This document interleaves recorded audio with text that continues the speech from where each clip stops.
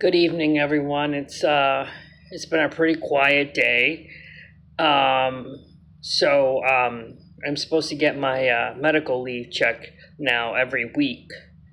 Now it says that the checks are processed on Monday,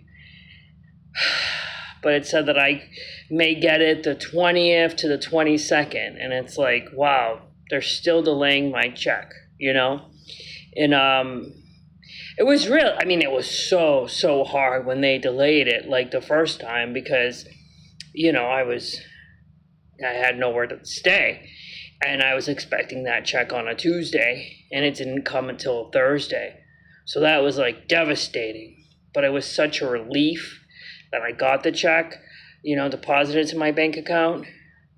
At least now I'm in a better spot. Like, I booked this I booked this hotel room for a month. After going through what I went through, I was like, I gotta book something for a month. And since Airbnb was like overpriced, I was like, fine, I'll do an extended stay of America. Um, and as of like right now, I mean, I'm just like trying to take care of myself, practice self care, which is, going to yoga. I went to yoga this morning, taking care of Ross, just taking him out and stuff like that. And yeah, but I'm just thankful that I survived the last 2 months. It was so difficult, so crazy that, like I've said, it's felt like so unreal. And it's just like, I don't doubt myself. You know what I mean? Like, I know that I'm a good person and that I've helped so many people. And for me, that's what hurt the most. Like, this happened to me, someone who's done so much for the community, like being unlawfully evicted, having my credit ruined, not having a secure place for 2 months, going from different gyms to sleeping in my car, to, hanging out at different public libraries during the day, and relying on the help of other people, which is so unlike me. I'm the person that is usually helping other people. So it was incredibly hard. And I survived it because I knew I had to. I wanted to live. I wanted to fight. I needed to be strong. I have a lot of life ahead of me. And I especially want to fight against these injustices. Like, I have a complaint still against CMS partners. And I look forward to the day that that investigation is over, because I'll be able to tell my story on everything that happened to me. And to go through this, like, and it's because, the people were so racist and evil, to be somebody who's college educated, I worked as a social worker for 13 years. I'm someone with a clean record. I've never done drugs. I've never even smoked cigarettes. And to be like homeless on the street like that was just so scary and just unreal to me. And, thank God I survived it. Even though I don't have much privacy because I record these videos a lot, my safety is more important than my privacy. I just kept recording myself, especially when, I felt that someone was a threat to me. And I continue to have a security camera on the dashboard of my car. And I have a security camera plugged into my hotel room, because I relied on that to stay alive, So no, I have zero regrets about recording the videos. Zero regrets about taking a stand against injustices.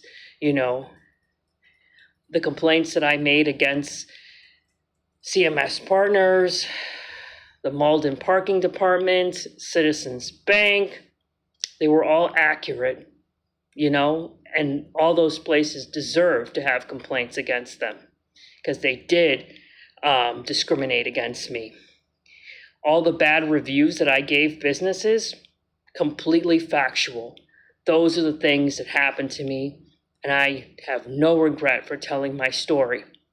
I had the courage to do it despite the consequences, and I was able to help myself and help other people. And I'm not going to be intimidated by anyone, you know, by any racist person that wants to silence me. I'm just not going to do it, you know?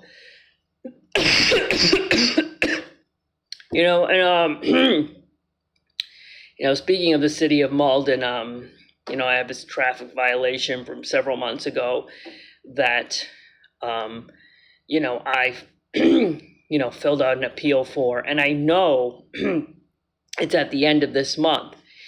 And I reached out to, you know, the Malden District Court, and they haven't gotten back to me. You know, like, when is that date so that I can appear in court? Even though the court system has failed me, I did file that appeal. I should show up, you know. And, you know, the Malden District Court said that they were sending the court transcript of the harassment order to the appeals court. So let's see how that goes. They wanted to charge me a fee. And I told them I filled out the form to waive the fee, went in front of the judge, and he approved it, you know. So I shouldn't have a $300 fee. You know, but it's just like I've unfortunately I've had so many issues with the city of Malden, which surprises me because I have met very nice people from Malden, but apparently Malden does have some bad apples too. And, you know, I just, you know, I have to continue to stay strong and fight against this. I can't let these people intimidate me.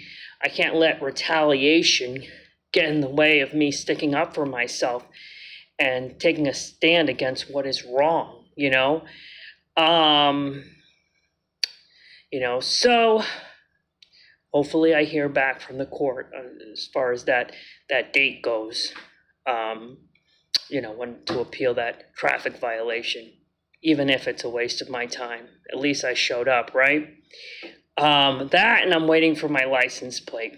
And I was like looking at I might put this on Facebook. I was looking at a letter that I believe was dated in February. Yes, February. You know, stating that my license plate was going to come in 10 weeks. Here we are at the end of May and it hasn't come. So what is this delay? You know, that's really frustrating. I mean, to have your license plate removed from your car so that your car wouldn't pass inspection, you know, that's some crazy stuff that really upset me. You know, of course I'm going to say something about it. Of course I'm going to tell my story. You know, I'm not going to sit there and take crap from people. It's just never going to happen. You know, this is who I am. And I don't apologize for being who I am, for voicing my opinion. And like I said, I survived this hell, and I'm going to continue to fight back, and I'm going to continue to stay strong. So thank you for listening. Good night.